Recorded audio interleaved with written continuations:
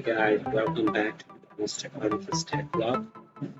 In this quick tutorial, we are going to learn about how to export your all passwords from Google Chrome and save it as CSV file somewhere in your desktop or somewhere on PC, so you can use it later.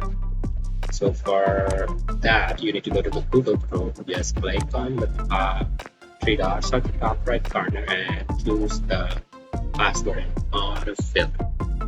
And go to the Google Password Manager, and once you're in, you will see all your passwords saved throughout every single site that you visit and be created account. So from there, you need to just export your password. So for that, you need to go to this settings and click on export password right here. So you just need to click on the download file. So just click on the download file. It will ask you for your PC or Mac password. So once you enter that, it will save the password as an CSV file.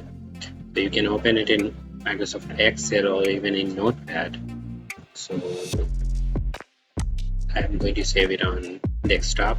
So you just click on save, and as you can see, the export is successful, and you can find the Chrome password here. You can open it and you see all your password, but make sure that these passwords are not encrypted. So if you lose this file, then all your password will be at risk.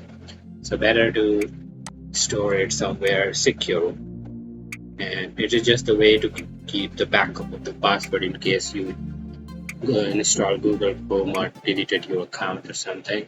So you can import it later on any other Google Chrome browser. So this way you will not lose your account credentials later. So that's how you can do it. For other tutorials on Google Chrome, just stay tuned to my channel, and I will see you on the next video. Bye for now.